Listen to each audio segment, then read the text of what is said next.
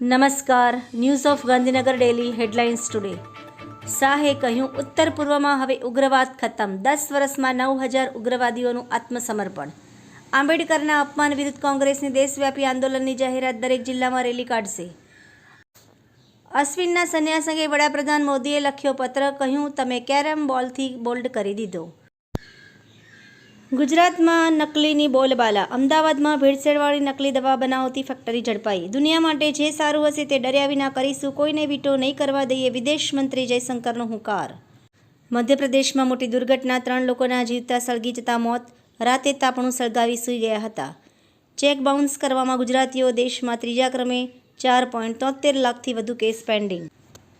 33 સ્થાનેથી. હિમાચલ સહિત 3 રાજ્યોમાં તાપમાન 0થી નીચે. રાજુ રદ્દીએ સરકારને કંઈ ભેટ આપવાનો નિર્ણય લીધો. વાંચવા જેવો લેખ, જાણવા જેવું ભરત વૈષ્ણવ. આઈ એમ સોરી ગિરિમા ઘારેખાન. કથાની કથની. વાંચવા જેવો લેખ. નિવાબુપા ઇન્સ્યોરન્સ કંપનીને ક્લેમની પૂરતી રકમ આપવાના બદલે અધૂરી રકમ આપવા માટે ગ્રાહક સુરક્ષા કોર્ટ દંડનીય હુકમ કરાયો. પેથાપુર પીએસસીની કામગીરી ડિસેમ્બરમાં જ પૂરી કરવા સૂચન. નિરમા યુનિવર્સિટી દ્વારા વર્લ્ડ મેડિટેશન ડે પર પદ્મભૂષણ ડૉક્ટર તેજસભાઈ એમ પટેલ દ્વારા એક્સપર્ટ ટોકનું આયોજન.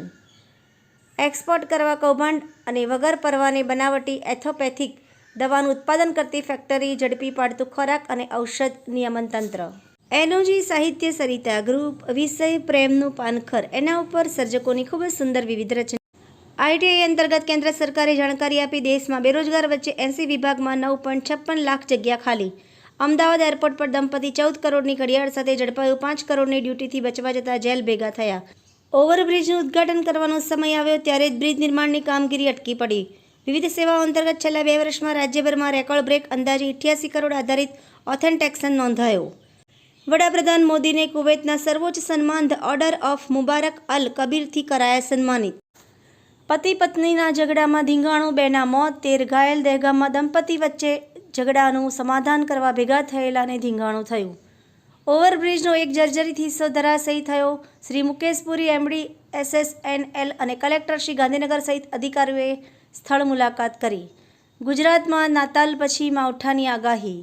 ચેક બાઉન્સ કરવામાં ગુજરાતીઓ દેશમાં 3જા ક્રમે. 4.73 લાખથી વધુ કેસ પેન્ડિંગ. છત્તીસગઢમાં ભયંકર અકસ્માત. ડ્રાઈવરે કાબુ ગુમાવતા જ મિની ટ્રક પલટી. 5ના મોત. પરીક્ષા રદ થઈ જાય એટલે દિલ્હીમાં સ્કૂલને બોમ્બથી ઉડાવવાની ધમકી વિદ્યાર્થીઓએ જ આપી હતી. મધ્યપ્રદેશના દરોડાનો 3જો દિવસ. જપ્ત સોના ચાંદીનો આંકડો 300 કિલોને પાર. ગુજરાત રાજ્ય યોગ બોર્ડ દ્વારા મોડાસા ખાતે વિશ્વ ધ્યાન દિવસ શિબિર યોજાઈ. આભાર મિત્રો. મીનાક્ષી રાવલ, ગાંધીનગર. ન્યૂઝ ઓફ ગાંધીનગર દૈનિક જન ફરિયાદ ન્યૂઝ.